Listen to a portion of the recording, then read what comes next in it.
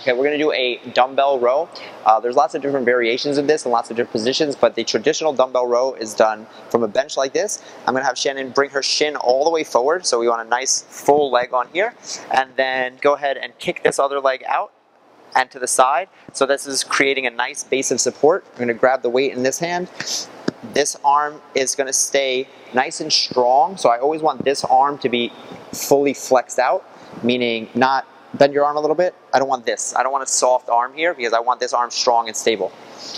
Then we're going to use those same rowing cues, which are going to be, I want Shannon to drive with her elbow up towards her waist a little bit, right? So I want it to be pulling back and then go ahead all the way down, control down. Always fighting gravity on the way down. So again, pull up and then just drop it. So I don't want that where she just drops and the weight takes over to go to the bottom. I want her to pull up, pulling towards that bottom rib, and control down. The same things we talked about on the cable row, I don't want her to pull up by her shoulder, so I don't want this. Right now she's bunched up here, you see her shoulders shrugged up by her ear, I don't want that. I also don't want her to pull up overly past her ribs and pull super high, so she doesn't need to come this high up with her elbow, because again, this dumps her shoulder forward.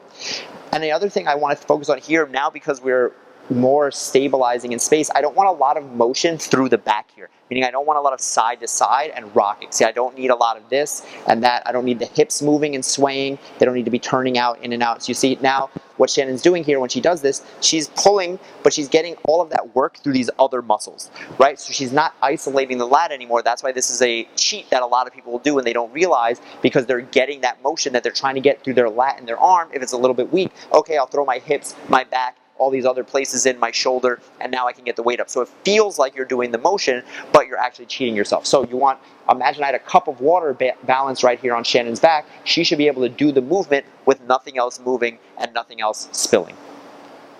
Perfect, done.